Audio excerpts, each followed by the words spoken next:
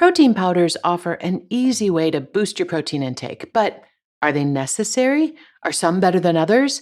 And where do they fall in this whole ultra processed food debate? Today, I'm breaking down the pros and cons of the most popular options so you can decide whether protein powder belongs in your diet, and if so, which one is right for you.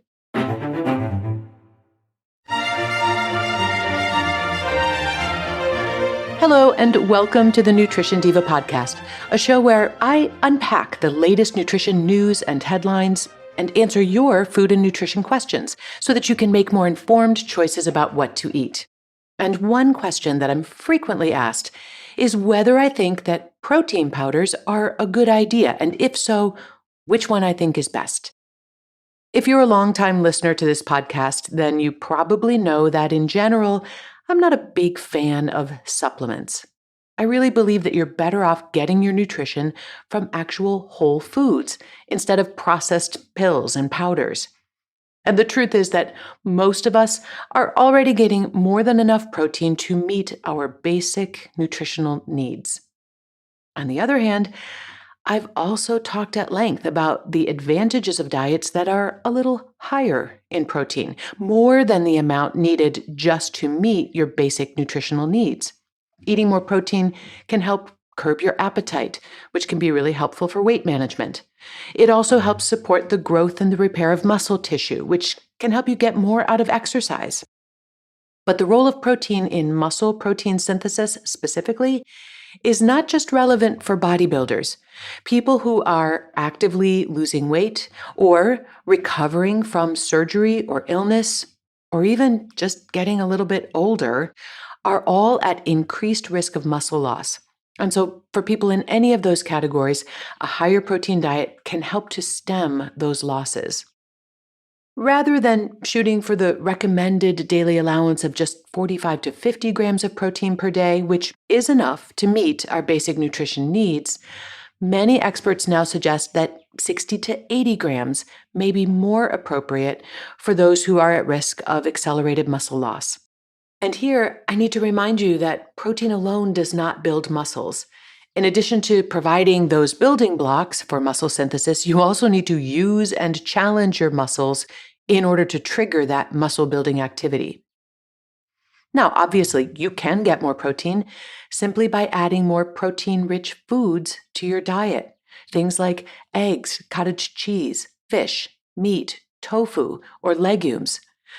But for those who, for whatever reason, find it challenging to get enough protein from these foods, protein powders do offer another convenient alternative. For example, a lot of traditional breakfast foods are relatively high in carbs and not that high in protein, particularly the ones that you can grab in a hurry. So adding a scoop of protein powder to a smoothie or to a bowl of hot cereal is a quick and convenient way to get more protein into that first meal of the day. Now, you'll find protein powders made out of all kinds of things, including rice, hemp, and peas, but the most common sources are soy, egg whites, and whey.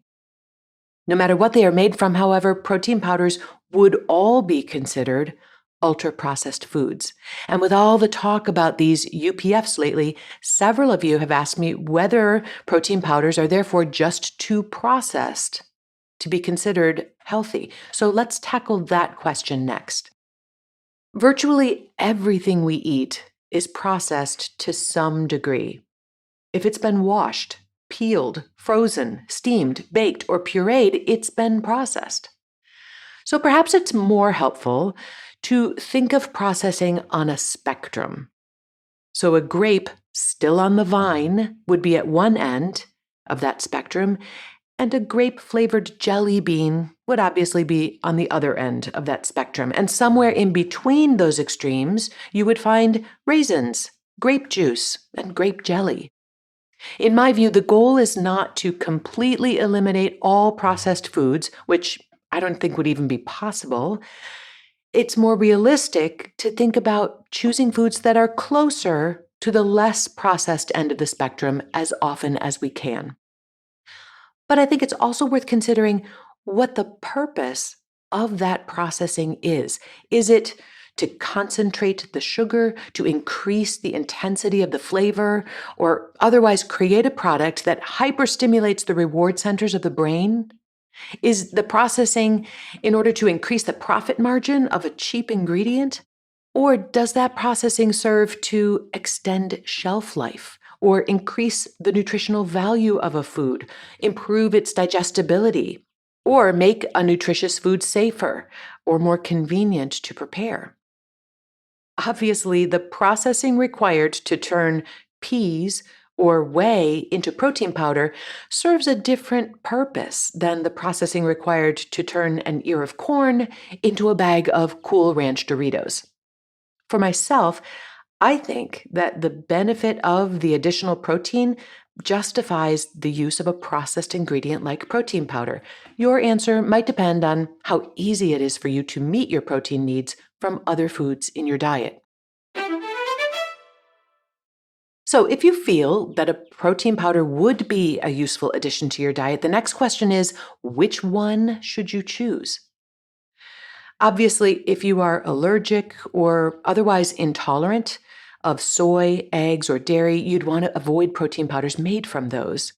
And vegans won't want to use protein powders made from eggs or dairy. But beyond that, is one better than the others? Now, if you Google the search phrase, what protein powder is best, you're going to come across all kinds of stuff talking about glutamine this and branched chain amino acid that and biological value whatever. And this is mostly directed at competitive bodybuilders, or maybe those trying to look like competitive bodybuilders. For those of us who merely aspire to visible abs or to look decent in a sleeveless top, these minute differences between various protein sources are not that significant. All of them can help to keep a lid on your appetite. All of them provide a good array of amino acids, those basic building blocks that your body uses for growth and muscle repair. With that said, let's take a closer look at some of the pros and cons of the most common options, starting with the animal-based proteins. Egg whites are a source of high-quality, complete protein that is very efficiently used in the body. However, protein powders made from egg whites tend to be rather expensive and, honestly, not the best tasting stuff in the world. Whey is a more economical source for high-quality protein, and whey, of course, is a byproduct of cheese production.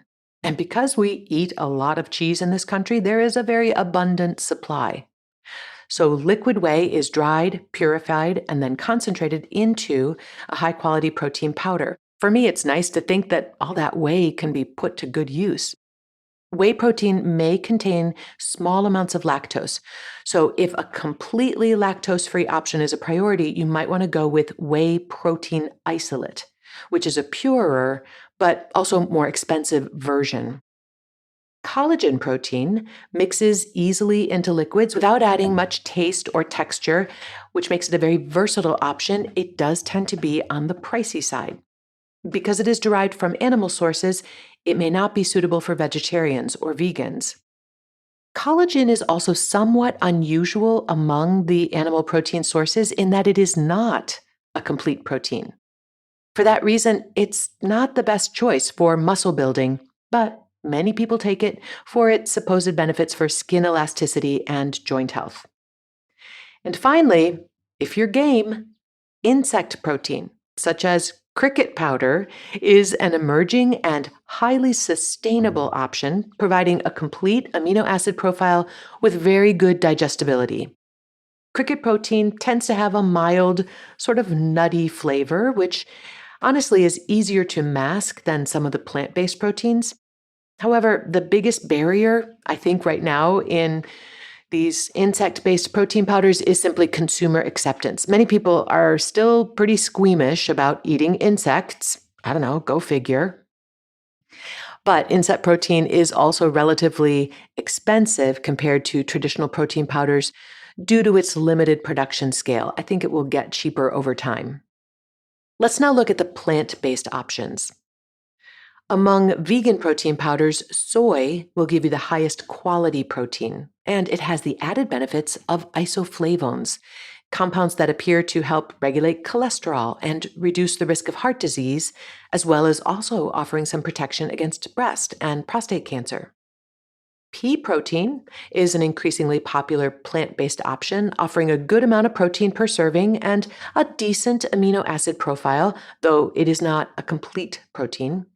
It can cause bloating and gassiness, though, in some people due to its fiber content, and it sometimes has a sort of gritty texture. On the plus side, pea protein is one of the more affordable plant-based proteins. Rice protein is hypoallergenic, very easy to digest. That makes it a good choice for those with food sensitivities. However, it is also not a complete protein, so it's not as effective for muscle protein synthesis. And for this reason, rice protein is sometimes combined with pea protein to create a more balanced amino acid profile. Rice protein is generally affordable, and it has a relatively mild taste, but it can be a little chalky in texture. Hemp protein is another plant-based option that contains all the amino acids, although it is somewhat lower in both lysine and leucine, so it is still less optimal for muscle protein synthesis on its own. One of its biggest advantages is that it is quite minimally processed, and it also provides fiber, healthy fats, those omega-3s, and minerals like magnesium and iron. Hemp protein has a pretty distinct nutty flavor that some people really enjoy. Other people might find that overpowering. And it is usually more expensive than pea or rice protein, but it often really appeals to those who are looking for a less processed, whole food-based option as a protein powder. And finally, protein powders made from algae are a somewhat newer and very sustainable option. Algae protein contains all the essential amino acids, but again, levels of certain amino acids, such as lysine, tend to be a bit lower, so it's not quite as efficient a source of protein as soy. On the plus side, algae-based proteins often provide additional nutrients, such as plant-based omega-3s and antioxidants. Perhaps the biggest downside is that they can have a strong, somewhat fishy or marine flavor that can be pretty hard to mask. And cost is another downside, as algae proteins are still relatively expensive compared to the more established sources like whey or soy. So, as you can see, each of these sources has its own pros and cons, but any of these would be a convenient way to add additional protein to your diet. But whatever type of protein powder you choose, I suggest looking for a product with a minimum of extra stuff. You're going to pay a lot more for those fancy formulas with all the added herbs and extracts and adaptogens, but really there's no clear evidence that they're adding extra benefit. Remember, the goal here is primarily to add protein to your diet. You don't need a powder that's also going to do your taxes for you. If you're looking for a protein powder that you can simply shake up with some water, such as after a workout or on the road, you probably are going to want one that has a little bit of flavoring. But if you're going to be adding it to a smoothie or cereal or soup or muffins or dips, I suggest avoiding the added flavors and the sweeteners entirely. And you know what? If you're looking for some more ideas on how to use protein powder, I've included a link in the show notes to a blog post that I wrote with tons of ideas that you may not have thought of for using protein powder to bump up the protein in foods that you may already be eating.